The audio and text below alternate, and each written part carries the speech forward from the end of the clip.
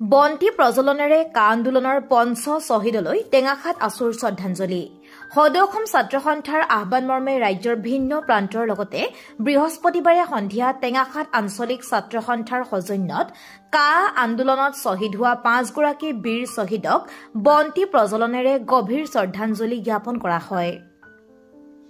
টেঙাখাত আঞ্চলিক ছাত্ৰ সন্থাৰ সাধাৰণ সম্পাদক প্ৰকাশ শইকীয়াই আধৰা তথা টেঙাখাত আঞ্চলিক ছাত্ৰ সন্থা কাৰ্যালয়ৰ প্ৰাংগণত অনুষ্ঠিত এই শ্ৰদ্ধাঞ্জলি অনুষ্ঠানত কা আন্দোলনৰ শ্বহীদ ক্ৰমে ছেম ষ্টেফৰ্ড, দীপাঞ্জল দাস, ঈশ্বৰ নায়ক, দ্বিজেন্দ্ৰ পাংগিং আৰু আব্দুল আমিনৰ প্ৰতিচ্ছবিত বন্তি প্ৰজ্বলন কৰে ক্ৰমে সদৌ অসম ছাত্ৰ সন্থাৰ কাৰ্যনিৰ্বাহক সদস্য অৰ্জুন চেত্ৰী, দিৰিয়াল আদৰ্শ বিদ্যালয়ৰ অধ্যক্ষ পলাকজ্যোতি শৰ্মা, আছুৰ ডিব্ৰুগড় জিলা সমিতিৰ উপদেষ্টা উমানন্দ গোহাঁই, টেঙাখাত আঞ্চলিকৰ সভাপতি অভিজিত শইকীয়া আৰু টেঙাখাত আছুৰ প্ৰাক্তন সভাপতি নৱকুমাৰ গগৈয়ে।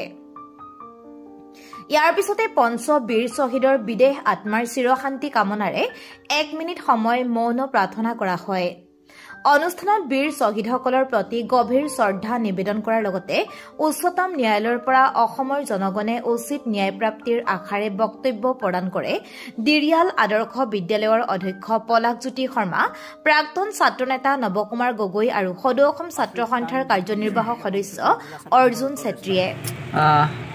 আমি সকলোৱে জানো যে যেতিয়া কা আন্দোলন হৈছিল, কা আন্দোলনৰ সময়ত সমগ্ৰ অসমৰ জনগণে যেতিয়া ৰাজপথত ওলাই আহিছিল, জাতিধ্বংসী নাগৰিকত্ব সংশোধনী আইন, এই আইনখন বাতিল কৰিবৰ কাৰণে সমগ্ৰ অসমৰ ৰাইজ যেতিয়া ওলাই আহিছিল, সেই সময়তে 5 গৰাকীকৈ নিৰ্মম ছাত্ৰক পুলিচ প্ৰশাসনে চৰকাৰ বাহিনীয়ে যি গুলীয়াই হত্যা কৰিলে তাৰ বাবে আজি এই 12 ডিচেম্বৰ তাৰিখটো আমি এই কা আন্দোলনৰ শ্বহীদসকলৰ কাৰণে আমি আজি শ্বহীদ দিৱস হিচাপে ঘোষণা কৰি শ্ৰদ্ধাঞ্জলি আমি অনুষ্ঠিত কৰিছোঁ।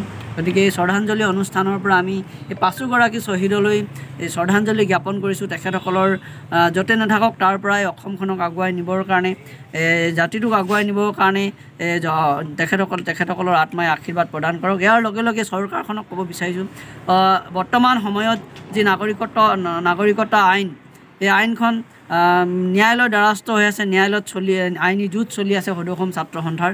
গতিকে এই ন্যায়ালয় যেতিয়া ৰাইজৰ পক্ষত বা 5 গৰাকী শ্বহীদৰ পক্ষত যেতিয়া ৰায়দান দিব, তেতিয়াহে এই 5 গৰাকী শ্বহীদৰ আত্মাই শান্তি পাব বুলি আমি ভাবিছোঁ। গতিকে অসম চৰকাৰ বা বিজেপি চৰকাৰখনকো আমি ক'ব বিচাৰিছোঁ যে এই 5 গৰাকী শ্বহীদৰ আত্মাক শান্তি দিবৰ কাৰণে তেখেতসকলে এই জাতিধ্বংসী নাগৰিকত্ব সংশোধনী আইনখন বাতিল কৰিবৰ কাৰণে ব্যৱস্থা গ্ৰহণ কৰক। ইয়াৰ লগে লগে এই 5 গৰাকী শ্বহীদকো অসম চৰকাৰে, বিজেপি চৰকাৰখনে বিশেষকৈ এই 5 গৰাকী শ্বহীদকো যাতে শ্বহীদ হিচাপে ঘোষণা কৰক, তাকে আমি আহ্বান জনাইছোঁ। আৰু বিশেষ নকওঁ যে 5 গৰাকী শ্বহীদলৈ পুনৰ শ্ৰদ্ধাঞ্জলি জ্ঞাপন কৰিছোঁ। আৰু এই নাগৰিকত্ব যি সংশোধনী আইন, এই আইনখন অতি শীঘ্ৰে বাতিল হওক, তাকে কামনা কৰিছোঁ। আৰু উচ্চতম ন্যায়ালয়ে যাতে ৰাইজৰ পক্ষত ৰায়দান দি অসমৰ জনগণক যাতে ৰক্ষা কৰক, তাকে মই কামনা কৰি মোক ক'বলৈ এইখিনি সামৰণি মাৰিছোঁ। ধন্যবাদ। জয়। এই শ্ৰদ্ধাঞ্জলি অনুষ্ঠানত অন্যান্যসকলৰ লগতে জিলা ছাত্ৰ সন্থাৰ কাৰ্যনিৰ্বাহক সদস্য আফৰিদ খান আৰু দীপজ্যোতি শইকীয়া, AJYCPৰ কেন্দ্ৰীয় কাৰ্যনিৰ্বাহক সদস্য পাৰ্থপ্ৰতিম কোঁৱৰ, সাংবাদিক ৰূপম গগৈ, ত্ৰিদীপ চুতীয়া আৰু ব্ৰজেন গগৈকে ধৰি টেঙাখাত আছুৰ বহুকেইজন বিষয়ববীয়া উপস্থিত থাকি শ্বহীদসকলৰ প্ৰতি গভীৰ শ্ৰদ্ধাঞ্জলি জ্ঞাপন কৰে। শেষত টেঙাখাত আছুৰ সাধাৰণ সম্পাদক প্ৰকাশ শইকীয়াই সকলোকে ধন্যবাদ জ্ঞাপন কৰি অনুষ্ঠানৰ সামৰণি মাৰে। News desk report, Tengakhat live. 1997 চনতে প্ৰতিষ্ঠা লাভ কৰা টেঙাখাতৰ অন্যতম ইংৰাজী মাধ্যমৰ বিদ্যালয় Dihing valley higher secondary school, য'ত নেকি সুন্দৰ আন্তঃগাঁথনি, অভিজ্ঞতা সম্পন্ন শিক্ষকৰ উন্নত মানৰ পাঠদান আৰু বিগত সময়ছোৱাৰ 18টা বছৰে হাইস্কুল শিক্ষান্ত পৰীক্ষাত 100% উত্তীৰ্ণ হাৰে অপ্ৰতিৰোধ শৈক্ষিক জয়যাত্ৰা অব্যাহত আছে।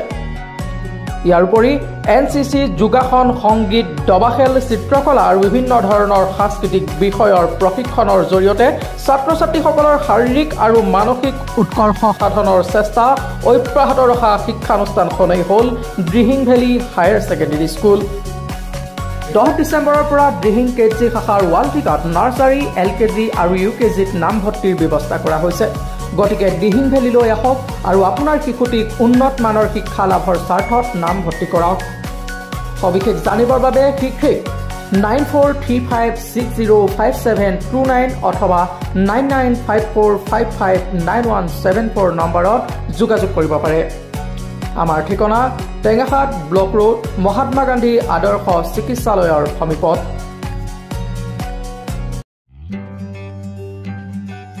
টেঙাখাতবাসীৰ বাবে এটি সুখবৰ আপুনি বাৰু পকী ঘৰ নিৰ্মাণৰ পৰিকল্পনা কৰিছে নেকি তেন্তে চিন্তাৰ কোনো কাৰণ নাই টেঙাখাত শইকীয়া ফেব্ৰিকেশ্যনত আহি গ'ল দীৰ্ঘস্থায়ী মামৰ প্ৰতিৰোধকাৰী আৰু ষ্টীল গ্ৰিল লগাব পৰা গেলভেনাইজ দুৱাৰ আৰু খিৰিকী ফ্ৰেম দেখাত সুন্দৰ লগোৱাত সহজ আৰু তুলনামূলকভাৱে কম মূল্যৰ এবিধ দুৱাৰ খিৰিকীৰ ফ্ৰেম পাবলৈ আজিয়ে পদাৰ্পণ কৰক শইকীয়া ফেব্ৰিকেশ্যনত আমাৰ ঠিকনা শইকীয়া ফেব্ৰিকেশ্যন টেঙাখাত বজাৰ ডাকঘৰৰ সমীপত মেইন ৰোডৰ নিচেই কাষত আমাৰ যোগাযোগ নম্বৰ 9954963657